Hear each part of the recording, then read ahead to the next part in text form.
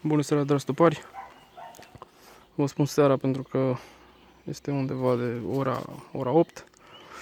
Suntem la Salcâm 2, de la ultima noastră mutare în Gorj. Un eșec total. Așa cum știe toată lumea, anul acesta Salcâmul a lăsat de dorit. Din păcate, ce să spun, din păcate nu a fost să fie. Pentru mine Rapița a fost de 10 ori mai bună decât Salcâm, adică în condițiile în care eu am avut două culesuri de Salcâm. N-am mai postat de o lună aproape.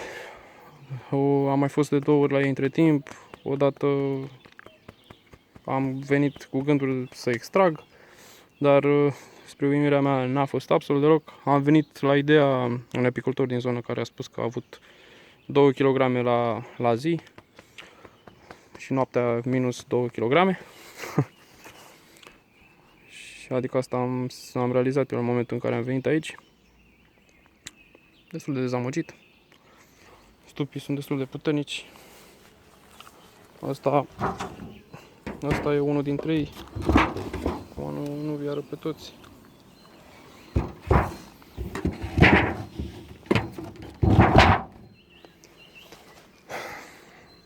Ăștia 4 roiulețe, da, ce le-am făcut. Vreau să fac mai multe, dar momentan să vedem cum o să se dezvolte.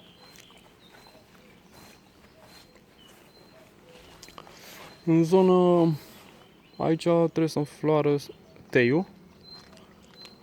Oricum, nectarul este deplorabil. Deci, ca să vă faceți o idee, nu știu dacă la un stup puternic găsim mai mult de 4-5 kg de miere. Este foarte, foarte puțină. Foarte puțină. Abia dacă le ajunge să trăiască. Cred că dacă nu o să avem, o să mai vin la sfârșitul săptămânii acesteia și dacă nu o să văd o schimbare, o să intervin cu ceva sirop, o să le facem ceva, că nu este deloc bine. În rest, toate ce bune, suntem într-o zonă frumoasă, la o curte, avem pădure cât cuprinde, deci chiar pădure de salcâm, pădure bătrână, sălcioare, tot felul de frasini. Acum n-a fost să fie. Pentru ca și natură este o zonă nemaipomenită, dar care lasă de dorit.